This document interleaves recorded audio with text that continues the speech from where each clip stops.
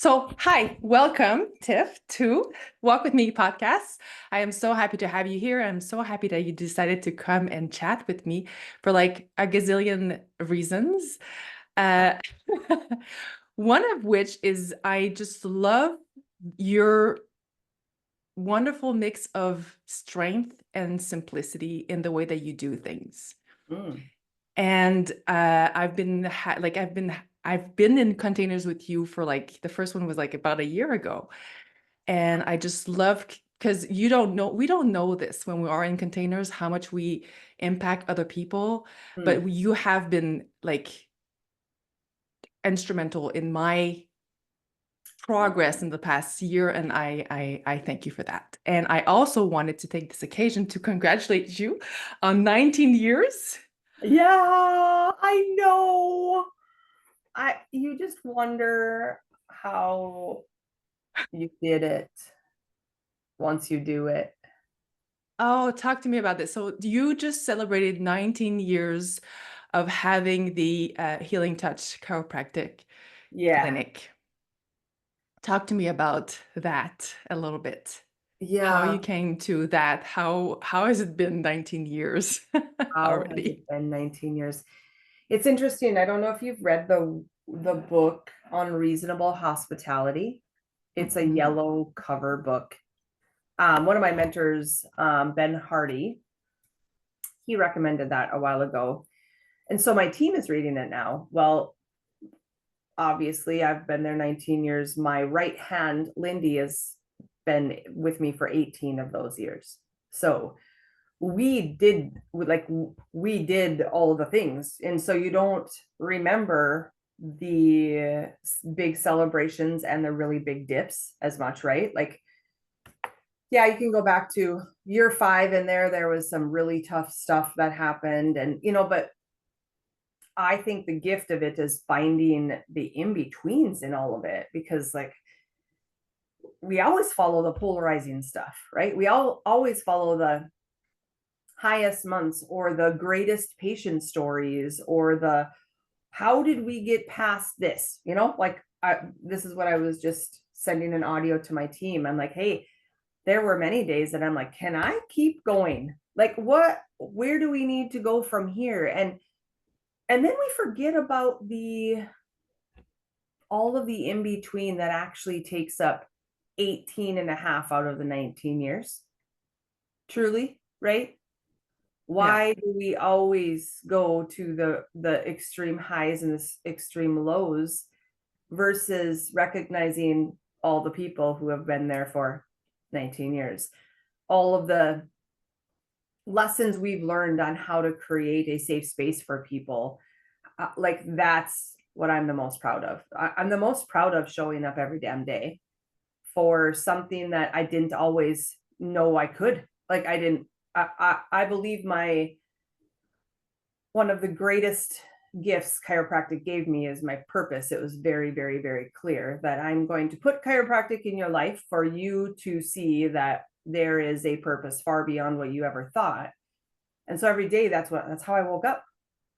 All right, well, this is God. This is what you're asking me to do. And I up until going to school, actually up until graduating from chiropractic school, I hardly finished a damn thing. Like truly.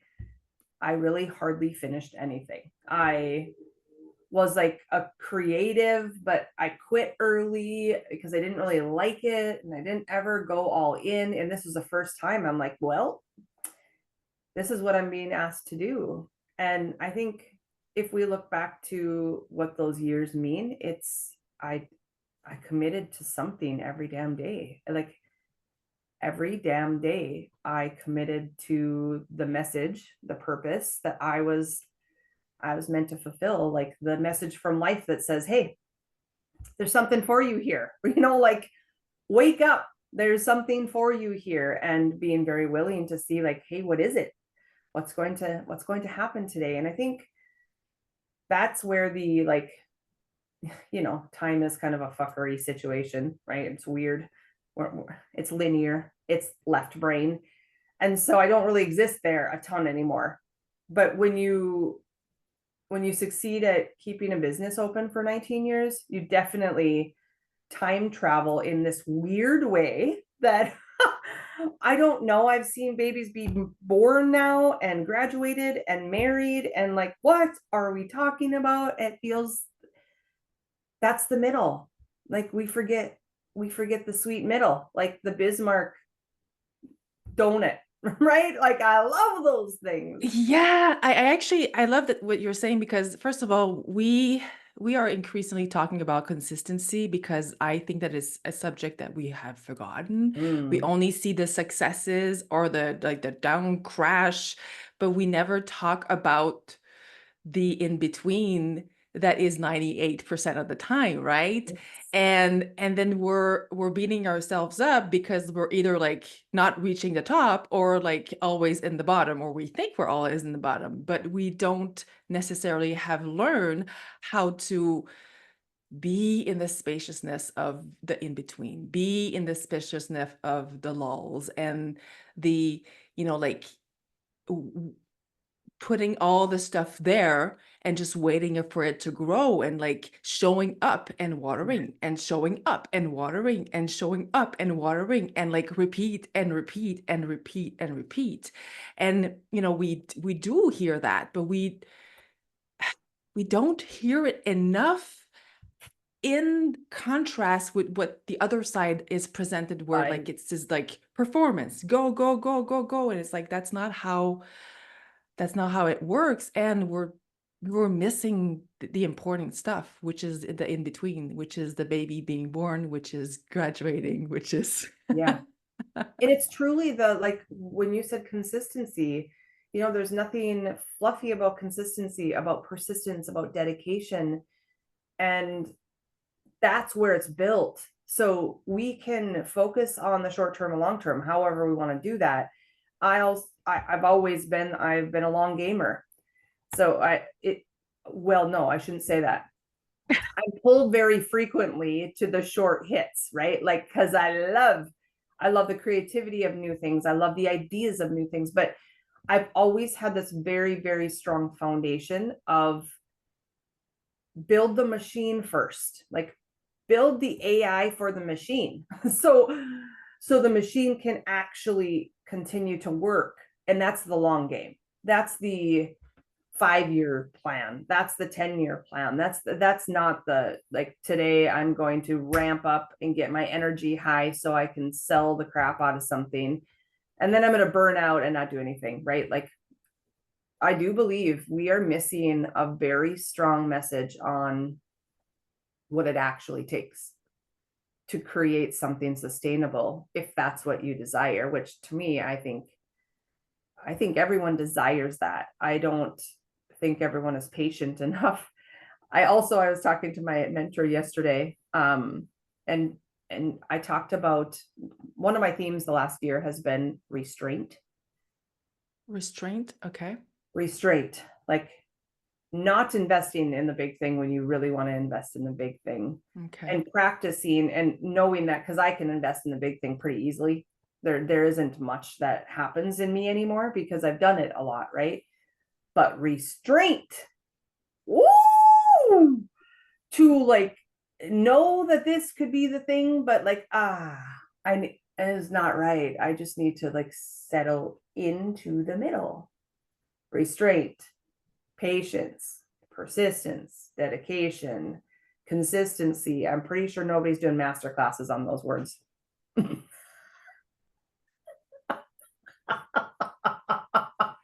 Well, there's something coming up.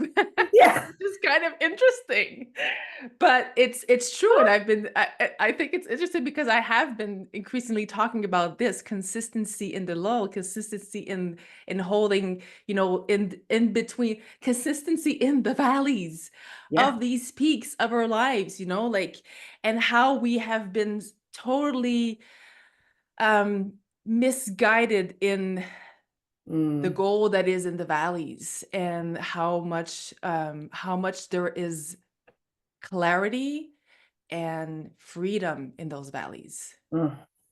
We're not That's not what, squirrels going all over the place, yes, yes.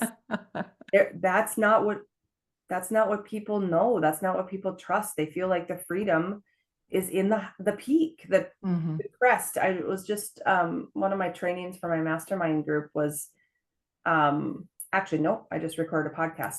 It was breaking down the components of a wave, right? So we have the crest and we have the trough. And I did a program. I led a program and I talked a lot about like, how do we stand in the undertow? Well, you can't ride the wave of any wave if you can't stand in the parts that want to swoop you up, right? They want to like pull your feet right out under. Well, that's what we're talking about. Yeah.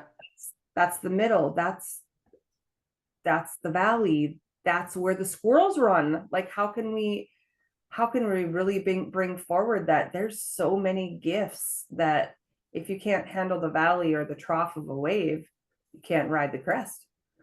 No, you can't. You can't. And I think that we need to have more of those conversations because we're missing it. We're missing the point. We're actually missing the point. And we're missing on life because that's where we're burning out. That's where we're building things that are outside of us, that are not aligned with us, that are, like all of that external validation, running the little hamster wheel, but not really going back to self and saying, hold on a second, is this really what I want? Is this really what success means to me? Is it really what success looks, tastes, feels like to me? Me, Tiffany, me, Marie-Eve. So that is such an incredible conversation, which brings us to, your mentorship, because you were talking about it. You have your mentorship, which is the mentorship company, like it's a sister company from the chiropractic. No, I wouldn't say it's well, yes, I suppose it is a sister company. I suppose. I think one of the reasons why I've succeeded as a chiropractor, well, I know one of the reasons why I've succeeded as a chiropractor is because I'm a great coach. Like I know, because I can see the body, I can read the body, I can see the energy, I can read the energy. And of course, I'm adjusting somebody, but I'm also looking at where emotions help. Blah, blah, blah. I'm also looking at where do you need to take a risk? Where's your stagnant energy? Why do you suck at home? Like, I mean, everything. So I've noticed how all these threads have been going in and out together the whole time until I'm like, okay, we're going to look to separate this a little bit. Because at the table, I'm doing all of it. And that is not what needs to happen anymore. Right. So the last few years, I have been separating them of some sort, I guess, to find those paths. I've always been in person. Like, it's my magic. I know, like, I love Zoom. I love what can happen on Zoom. I love what can happen in all these apps too. Right. But like, damn, there's nothing like being in the energy of women who are doing the same things you're doing, who are prioritizing getting your home in order, who are really looking at leaning into that next step of evolution, who are looking to create their dream. Like, all of that is definitely, yes, sister, but not, Yeah. It actually is complementing what you were doing, but you were, I guess that you were kind of feeling that it was overflowing and it needed to go somewhere, right? Like, so then you would say, okay, because I know that you have a very, I'm going to say different way of seeing the body than most chiropractors that I have seen. I know that you are very talented. You actually, in one of our latest container, you put the, we're in the Voxer and you're like, yeah, I think that, like you, and I'm like, you know what, you're very, very close because that was like 6 months ago and now I'm here. But, it's kind of the same type of work, that is all related. And it's interesting because you have seen this, I guess, very early in your chiropractic practice, and you've expanded and expanded and expanded. And at some point it needed to go somewhere else because, like you say, like there's only so much that you're able to do on the table. And that needs to go somewhere because you see beyond what the the person is bringing to the table. Oh, I have like a boo-boo here or a boo-boo there. And you're like, okay, like Right. I'm going to treat you, but like this boo-boo comes from deeper. Yeah. And Thank you for that. It's been somewhat of a difficult transition because it's how I've always done it. And so instead of seeing that it's been overflowing, where I've struggled is that I feel like I'm taking something away, right? Because it's how I've always done it. It's how I've always seen it. And so finding those boundaries that is the best for the patient and the client, like that those boundaries don't go in between. And when I was just developing those skills, it was all just bleh, kind of just a blob of this is just how I do it. And that's typically what people say, like, go over to Tiff at Healing Touch. She just does things different. So then I was like, well, but that's not really helpful if you're really looking at somebody making a very big decision for their health, right? Versus a path for their life. And so it felt many times that I was taking things away from the table instead of there are too many things here. I need to focus on what I'm doing at the table and what they're doing at the table. And now I'm going to bring this other thing that has been birthed for a long time over here. So thank you. That's truly what has happened. And that is, which is why when I say sister company, so many patients are in my world, like, or they started there.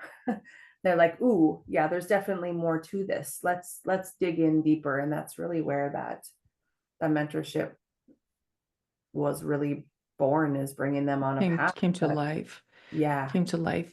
For maybe listeners that are not, because that was kind of a revelation for me when I've noticed in hindsight that I've been very much connected to my body my entire life. I have been using a lot of modality intuitively to channel difficult times, anxiety. I was raised, I had anxiety all my life. It wasn't really my anxiety. It was my parents' anxiety that were there. I was receiving, but I needed to channel it. And, you always think that people are operating on the same level as you, right? Like until you discover that people are not. Right. And and when I got into, like more biology, and when I did my naturopathy and I was teaching eccentrics, like movement and everything, that's when I really realized how much people in general are disconnected with their bodies. But like women are really disconnected with their bodies. And when you're starting to, like eccentrics is actually like a mobility movement class. It's meant to like strengthen the body. It has like very big movement. It's based on ballet, but at the same time there's a lot of like physiotherapy movement, so it's really strengthening mobility, flexibility.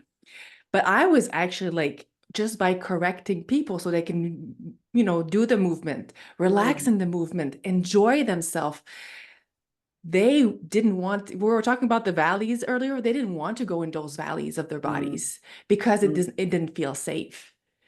And this is where it's actually like really and that's probably why I understand how your business kind of overflow into the other one, because I was just teaching 1 hour movement. And that's when I started to get into a lot more of like everything that has to do with trauma, where we hold things in our bodies, like, and to really see that a lot of the pains that we're carrying are not in the body itself. They're really at somewhere else, and they're kind of like concentrating. They're being like concentrated at some point in the body, and then it's a peak, but like it's the peak of the iceberg, right? Yeah. And then when you're starting to talk to them and they're like, no, I just want the iceberg like the tip to go, and you're like, well, yeah, but like there's like all of this like things under, like you don't have to go under, but if you really want to sustainably heal, we're going to have to talk about this. And this is where every time that I meet people like you that do this work, that bridge those two worlds, basically, it just makes my heart sing, because Mm, first I find that I'm not alone, and seeing this, and mm, second, like, there's so much healing that needs to happen, and there's so many conversation around this that I think that we need to have, so people really understand how to sustainably heal the whole self, like not just the body, but like the soul, the mind, the heart, like everything that moves together. And so thank you for doing this work, like, mm. incredibly, and bringing this to the conversation and the table. This is so cool. Oh, you're welcome. If we just knew a bit of our power, right? Just like that book, what was it? Raindrops are part of the ocean. That was one of the chapters. Is just recognizing the um every little part leads up to it. That's what I saw on the table in my Mm. practice, right? Like every little thing is part of the whole. And so my mom did yoga certification training and yoga therapy stuff. And so she's still a yoga teacher. And one of the things, gosh, it was quite a few years ago, she was doing yoga therapy with me, and we were laying down. Yoga therapy is a little bit more like Pilates. It's just like teeny tiny movements to activate your brain to your body, right? Like, how do we bring this channel from our head to our heart to the rest of our body so we know what it's doing? And so she was having me do like, you just press your SI joint on the left to the ground, like not hard, just a little bit. So you can feel the surface of the left part of your pelvis. And then you do the right. And so she started with the right on me. I'm like, oh yeah, I feel that. And then she had me do the left. Could not feel anything. And she said, well, Completely like numb, no feeling at all. yeah, like I didn't know where my pelvis was in regards to the floor. My body was like, okay, I think you are moving, Tiff. But I could not feel it back there. And so later we talked about that. One of the things she learned in yoga therapy was there's usually one side of multiple parts of your body that have amnesia. Mm. I'm like, huh, yeah, yeah, I know this. Like, I do know this. This is what I see. This is what I see. This is what I activate on the table. This is mentorship. This is what I activate in people, right? Because there's always parts that have amnesia, whether that's forgotten, whether that's trauma, whether that's unconscious. I Protection mean, of some sort, yes. don't Yeah. know. I don't know. But all I knew is, like, seriously, my brain and my body was absolutely disconnected in that part. Like, okay, so if I can feel that, and truly, I was laying on the floor and I couldn't feel my pelvis hit the floor. What the heck? Those are the, like, what? Yeah. How do, how Yeah. would that even happen? Versus, I mean, instead of just knowing this is a disconnect, there is no touch that probably can even happen there that you truly feel. Mhm. Well, I don't know. There was no conscious trauma to that. It's just bringing, to your point, how do we bring life into the valley? How do we bring our breath into the valley? How do we open our heart enough to know that the valley is also safe? We can go there. All these parts of our body that have amnesia have a gift. The gift is to not unwrap the present. The gift is to unwrap that thing and trust that you have safety when you find what it is. And then that is what builds the safety. That's what builds the safety. That's what builds the safety. And pretty soon now, you have an unbreakable foundation of bring me wherever I need to go. I totally love, know, and trust myself to any nth degree to go there, even if I don't consciously know what's happening. That's the power of our work. I love this because, oh wow, okay, hold on a second. I love this because You know, since I moved here, I've been doing a lot of like work on a lot of things, and identity has been a big shift for me. Mm-hmm. And there's for many, many reasons, my throat just got like super cut, and even through breathing exercises, but like my throat, my breath, my psoas, like everything was kind of like in a clump. Mm-hmm. And I kind of managed, you know, go to do the work and to do the work to self-coach and like to go to outside to get resources because like I'm a resourceful person, you know, line one here. And also like I can go line five and think outside the box, you know, like, and so I have been, you know, doing this stuff and doing this stuff. And like, I was like, oh, okay, it's unlocking, it's unlocking, it's unlocking. And when we were together in last year in one of Jack's, I had like a really big release. I even have a podcast episode that I recorded, that a big release. Like there was Mm. a big part of my self that I had completely put in the box. Like it wasn't that it wasn't safe. It was just like Wow. there was so much bigness to it that I didn't know how to deal with that. I didn't know how to, you know, like to bring her back in. And I did bring her back in, and like I was doing all the work and all the work, and it was like unlocking and locking, unlocking. And, you know, beginning of this year, my mind was on board, my heart was on board, my soul was on board, and my body said no. Yeah. And my hip started to act up like, and I had to talk to my hip and say, it's safe. It's Yeah. okay, it's safe. And then interestingly enough, it's not because like I had things or trauma that was like really deep in the sense that I wasn't aware of it, like I was living well, but there is survival, like we're underestimating how much the body knows how to survive, how much our Mm. mind knows how to survive, how much Totally. our being knows how to section Compensate. off Yep. section off pieces of our body to compartmentaliser. I only have the French word. Well, that sounds way more beautiful than compensate. I'm just saying. So, but section off, so we actually so we function. But when we start to do the work where we were leveling up, not only for ourselves to be safe within, but also to be safe for other women, when we're getting people in our spaces and we connect, you know, like, and we work on our triggers, we work on like all of that, we Mm. actually get into those places, and the body's like, what do you mean you want to go there?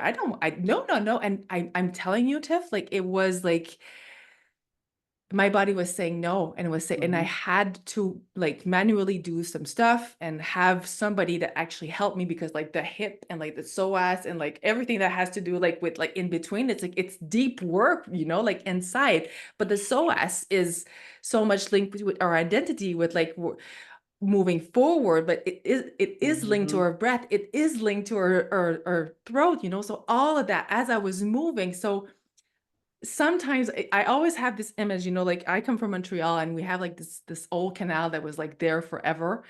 And it was like all the industries have been dumping for like hundreds of years, and like at some point they just closed it, and there was no navigation allowed on the canal, Mm. because all of the crap that was at the bottom sedimented. Nobody wanted to start to stir that. But when you start to like, you know, move some stuff of both, like things are coming up at the Yeah. surface. So like you want to make sure that, and you want, like, ethically, as a mentor, as a coach, you want to make sure that you're safe, that you actually are aware of those, all those layers of you, you know. So it Yeah. was quite a bit interesting journey for me, where like, you know, mind, body, heart, soul was kind of like, okay, but the body was saying no, I'm not on board, you know. So then you have to talk to that part that was like Mhm. linked to the inner child, that was like, you know, that needed to be heard, that needed to be. And that was so beautiful, and that's what I'm getting at. Mm. So many times we're avoiding this, and then Mhm. we're avoiding this, but there's so much beauty in shining the light in those areas. And there's so much beauty in knowing that we can self-coach and we can go get resources to help us to be safe and to feel safe and to build, like you were saying, more safeness and more safeness and more safeness. And that's where so many times the disappointment comes in, right? Because we think at the new level of your life, the new identity. Woo. Well, throat center. It's like new level of identity. There, the throat here. Oh, but at that new level that we walk into, then the feelings of unsafety come back up. And instantly the brain, the mind, the ego, whatever we call that, says you haven't done this work, right? Like, oh my God, were we starting over? And all of a sudden we like lose our power again. No. That's not the thing. As we continue to evolve, we will continue to be asked to go into the next level of safety every single time. And when we travel fast, right? When we evolve fast, that could be every day. You could feel unsafe in your body every day as you're navigating when your hip and your low back and all this. It didn't feel safe any day until that really started to move through. If you weren't very aware of, oh yeah, she's holding on for dear life here. So let's just love her and let's just do a little bit of work around this, and let's find safety in the rest of your body to then allow safety in the valley. That gets to be our power zone instead of the weak zone that we think. As we continue to evolve, so many women think that, oh, new level, new devil, right? Like same thing happens. Like, nope, I made 2 steps forward and then I go 2 steps back. I'm like, that's actually not ever what happens. Energy can't do that. It's always expanding. It never contracts beyond where it expanded. So if we can trust that, knowing we're in the next level of who you are and it wants to come forward, of course, there's going to be resistance in some of that. But how do we, work with the people that can help us go there? Because not everybody wants to evolve something every day. Let's get real. Let's get real here. We need some time of break. Sometimes we say, hold on a second, not today. Come back tomorrow. Exactly. Boundaries. That's all we need, is just a little bit more boundary. But there's so much power in understanding enough about what your body is telling you. Because if I were to ask the question to just about every woman, what does your body say about this right now? I don't know. Oh yeah, you do. We're just going to take a little journey. And that is a remembrance. That is constantly bringing you back into your power zone, into your pleasure zone, your sacral, into your heart, into your then next level of really who you are and where you're going. But we have to. The body is the key. And that's what I noticed on the table. I noticed as soon as I physically placed my hands on a body, I could feel their spirit come back into their body, which is why I've always struggled. Like, I don't know if I'm ever not supposed to have my hands on some people's bodies for that. Like, there is so much power in touch and in the safety of what somebody touching you can do for amnesia, for, like you said, blocking that off, compensating, segregating, like all the things that we do to shut down that part aren't conscious. So if the act of touch and the act of bringing energy back into their body from wherever that was before, like just that can change women. It can bring you back into who you are and out of survival, even if it's for 2 minutes. This is how we build safety, 2 minutes at a time. 2 minutes at a time. 2 minutes and sometimes it's 2 seconds. I actually, yes. sometimes they're like, well, I just got there like 2 minutes, and like sometimes it's just two seconds, and Yes. 2 seconds on a bad day is like more Yes. than 2 hours on a good day. So Yes. let's be graceful. And like you said, love her. Mm. I, you know, I feel like I need to take this conversation in the realm of women being disconnected with their bodies because we have been told since we're very little not to listen to the signals, Mm. not to stay connected, to, like that things that we're not supposed to accept, Mm. that they were, that we just had to, you know, toughen up, or that it was normal, or, like Dr. Aviva Ram is great on this. She's actually doing fantastic work. If you don't know her, No. she's a midwife. She was a midwife that was a midwife for 20 years, and then she became a doctor, and she's really a big women's health advocate. She's just Mm. amazing.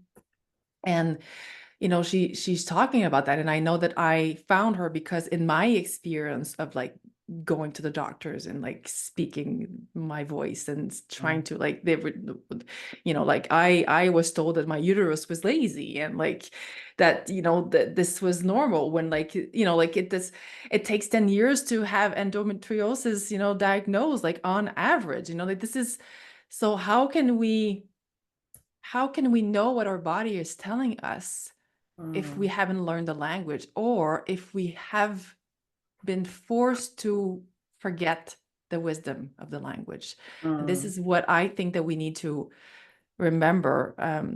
A lot of us are saying, well, I don't know what my body is telling me. Well, you've been trained the other way. You've been, conditioned the other way. And it's time to connect back with that wisdom, inner Mm. wisdom, the knowing. And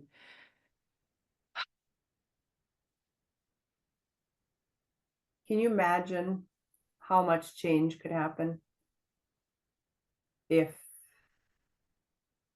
that was the focus of women's health?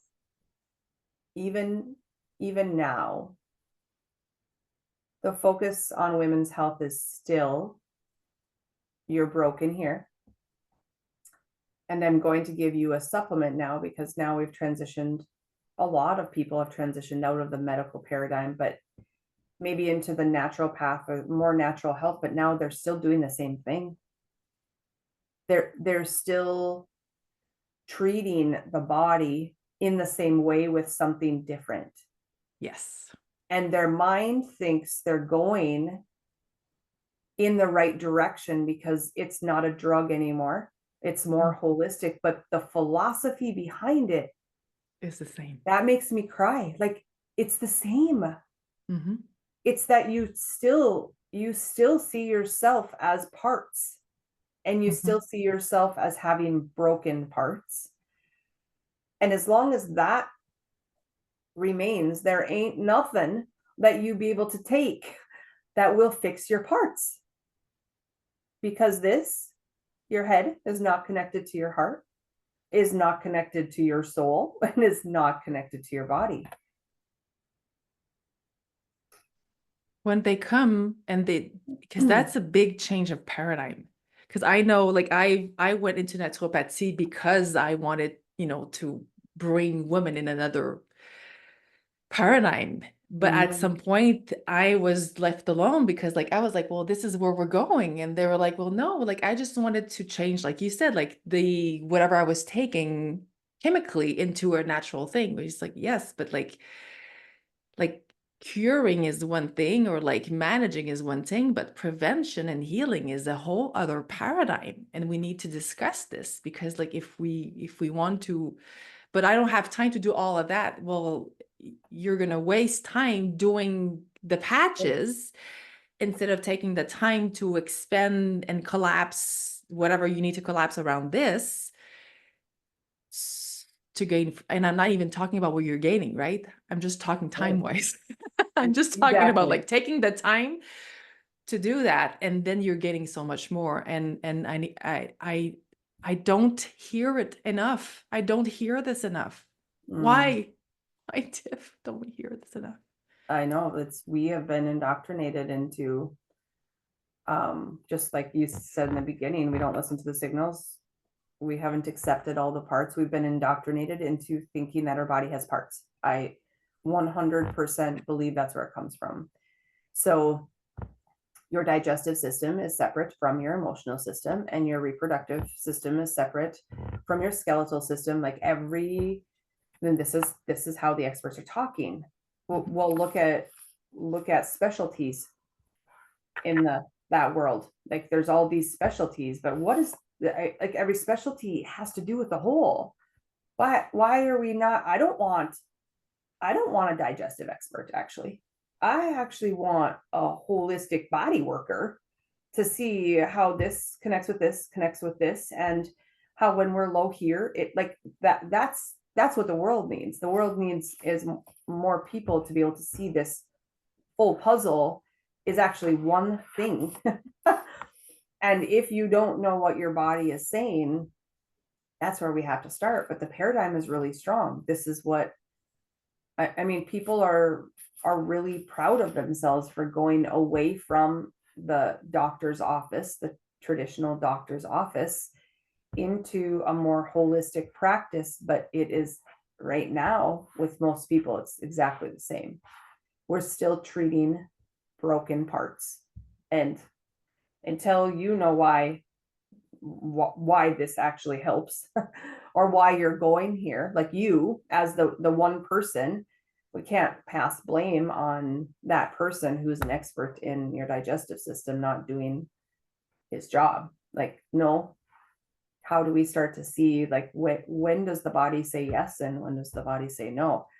I don't know. Like that's the answer I get. What does your body say? I don't know.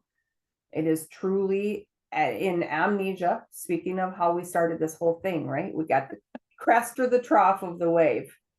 We got the peak or the valley of the mountain. It's the same thing. Like women and their bodies are existing in this in between of not quite good and not quite bad, but not willing to go into any of the places because the perceived pain of the valley is too big. Yeah, it's too big, and it's too, yeah.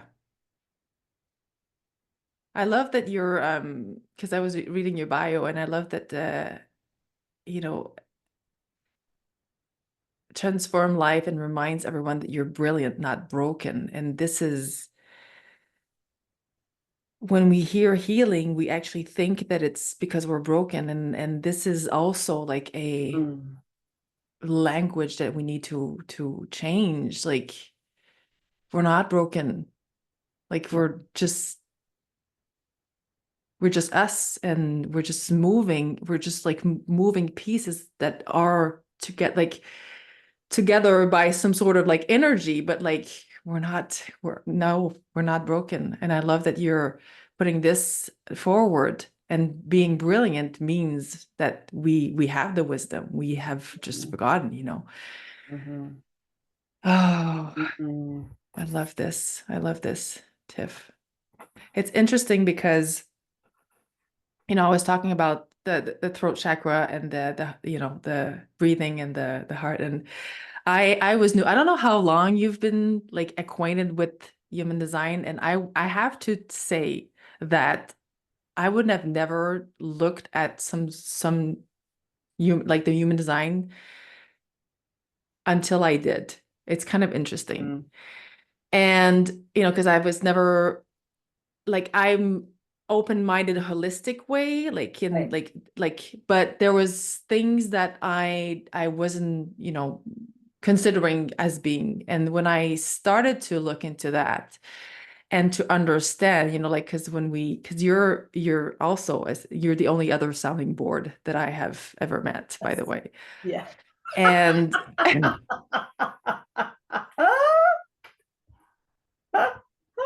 Too many of them in one room, I don't think would go that well.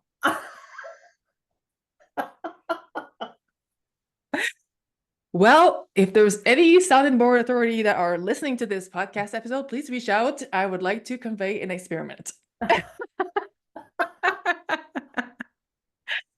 But like when you're thinking about like what it like it's interesting because when I realized that was like last a year and a half ago again, and I was like trying to figure out what was this thing, that was. And we were together and I was like, how do I move through this? Like, how do I like I had like I don't even know, like, but the more I was talking about, the more I was understanding. And that's even before I understood like the line 5 thing Mm, and how that sounding board is kind of like moving around it and with it and complexifying stuff. mm, But I understood how all of the last years bringing me to like where like my throat was blocked and my breathing and my psoas and my hip and like the whole identity work was like I could not like. And bringing this podcast to life was part of the healing process. yeah. Showing up consistently was part of this healing process, was part of like me showing up and speaking my voice and sharing. And like there's even the podcast episode where like I was sharing like something that happened to me where Mm, nobody showed up for me, but I showed up for me. And so often we're forgetting how this showing up for ourselves is the most healing thing that we can do, like mm, being there for us and showing us for ourselves consistently, no matter what yeah. the external things are happening, like, or telling us, like, we need to be more stubborn For us, for right? us. We're stubborn for a whole lot of other things that don't matter Of that course. But being stubborn for us and trusting ourselves a much. lot more and trusting ourselves a lot more. And because I don't see myself as being somebody that is of a um I have a strong personality, and events made me mute. Yeah. Events of life really got me where Mm, I wasn't even recognizing myself. So this mm, is another interesting thing, like you were saying, where we're doing this work, and all of a sudden, like there's a shift of energy, there's a movement of energy, there's like a whole conjecture of events that like bring us in a place in the landscape mm. where we're like, I don't even recognize myself. Like I'm so far from everything that I ever known. Where do we Mm. start then? With the body. Like I always bring, like when people are lost like this, when we're lost, we're like bringing ourselves to the connection in our body. And this is why like we don't need to be lost before we do the work, like just Yes.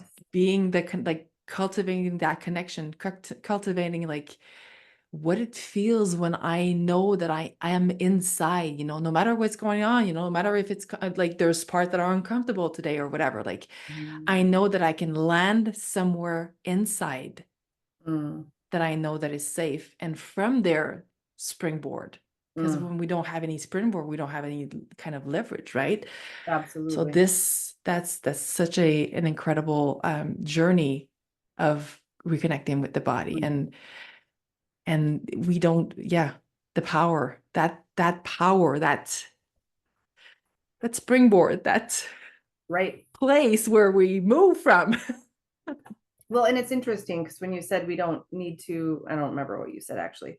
But anyway, the looking at our mindset, well, going back to the old paradigm that we were just talking about, people treat pain, right? Like that's the paradigm. Like pain or problem treatment with blah blah blah blah blah. Well,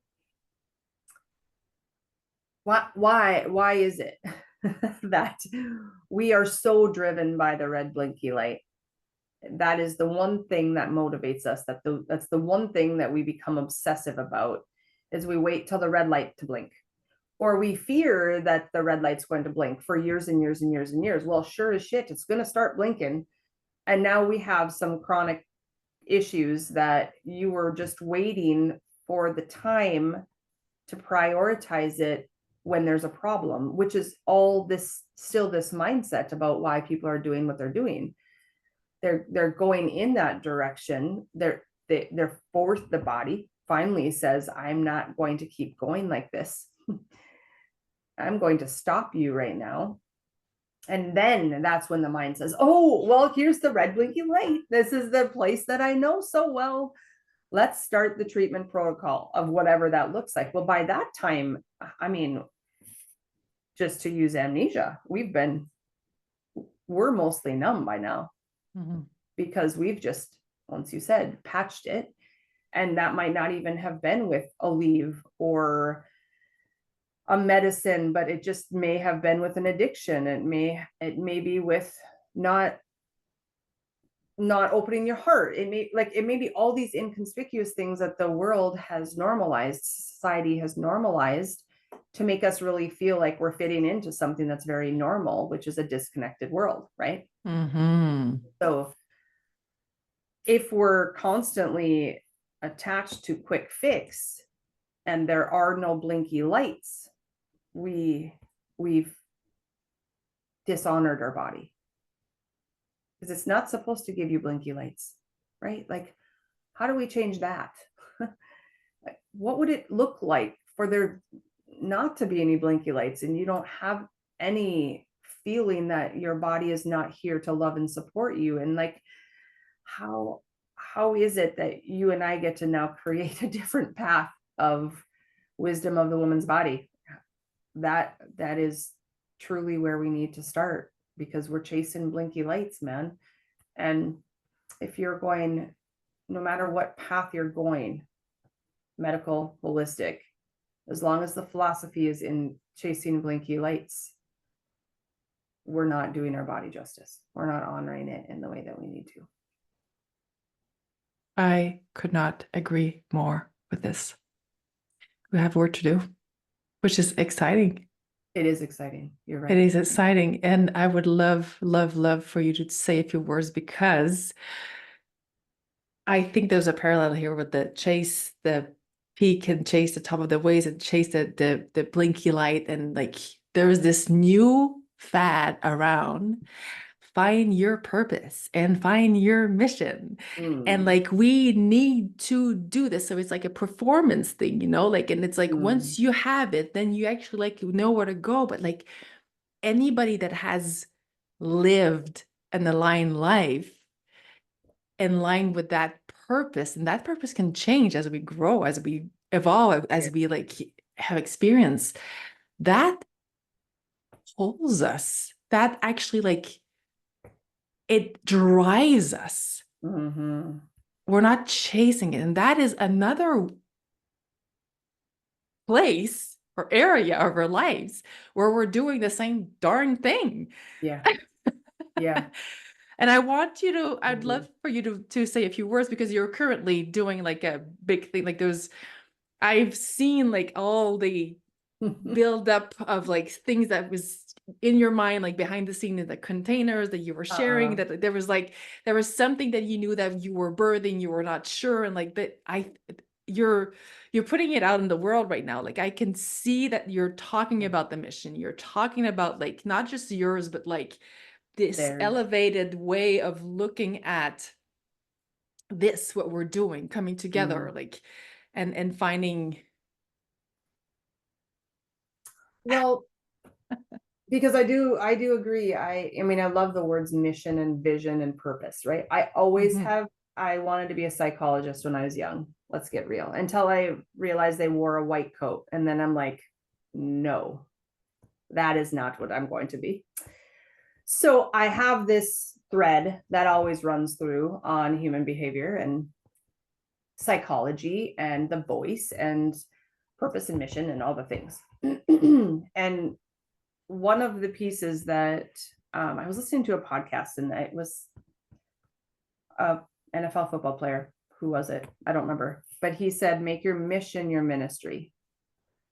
Whatever that is today, make your mission your ministry. And I was like, oh, this moving down this path of let your mission take over your life and just watch what maybe happens to your body. Okay, right? So how do we find different windows into the house? So maybe the big door is the body, but like, what if the door is bolted shut and there ain't no way you're getting in there? It's about finding different windows that might be cracked open. I say that about the body a lot when I adjust the body, because I don't adjust what my mind says needs to happen. It's like that door may be bolted and I might not really be able to touch that for a long time, but I do know where I can find a different gateway into the body, into the soul, into the heart that will actually take care of that bolted door. Because now I get to unlock it from the inside. Like, oh, think of purpose and mission like that. Yeah. Well, as long as we're chasing it and we're always in pursuit of it, it ain't anywhere to be found. Right? Yeah. Yeah. So if we make our mission our ministry, and if we allow our mission to take over our life, instead of be scared of what's in the valley of uncovering your mission, of your purpose, of your vision, of your voice, whatever that looks like, that's when everything changes. So as we're leading something, even of the, yeah, we can make that performative, like 5 steps to uncovering your purpose. And actually, you and I probably could create that, because of how we think. We're still bringing people through an experience, but we're also very strategic with this. This methodology actually can get you there. Now we need an experience to go with it every single time. It isn't about thinking yourself through the 5 steps, but it's allowing yourself to be ignited by something that already was part of you, that now you're consistent and dedicated and persistent every single day when you wake up to follow the mission. That's very different. And when you start to follow the mission of what you're doing, it, like, the next steps just show up. It's so weird. They just show up. And so, like, when you were speaking that in that reflection, thank you, first of all, because it's so interesting when we're in high level groups and the leaders are now able to talk about what they're scared about. Like, you forget, I forget that I talked about all those things. I forget that was like where I was so agitated, because there were moments I was so agitated of like, I don't feel good. This doesn't feel good. I don't know where, blah, blah, blah, blah, blah, right? And then we just take a step back a little bit and allow the valley to show up. And it's what I feel like, you're the 3rd person in 10 days that has said you're doing exactly what you said you were going to do. And it was 2 people were like from 10 or 15 years ago. I was like, oh my God, like I forgot. I mean, I didn't forget, but like consciously. No, but I hear what you're saying, because I have the incredible opportunity or gift of having things that I've written since I'm like 6, 7, 8 years old. And I had forgotten a lot of the things that were already there, which is incredible, because this is where it's next level, but like, it wasn't a child thing. It was like, this is my life's contract purpose. This is what I actually, like, before I chose this body and this life, this is what I said, okay, I'm in. Yep. Precisely. That was channeled. That was not the 6-year-old little girl writing what you're going to do as an adult. Yeah, truly. What would happen if we could channel a bit more often, right? If we could just step out a bit more often, if we could trust that that little girl has had a pencil the whole time and has been writing the story the whole time. And how do you trust that you might not know all the steps to the story, but you definitely have been shown the first step. And I think that's been the difference in the last, well, for a long time, but like since our container, at least the last year, of like the next thing shows up. And I've needed to have a lot of courage with my team, because things don't make sense all the time. I've pushed them to limits that they're like, when is this intensity going to end? I don't know. And like, just because it's just been in a very, very different way than I had led before. I have one friend that is around this time. So it was a year and a half ago. I was in a mastermind in Napa, and it was a curated group that we were together for the weekend.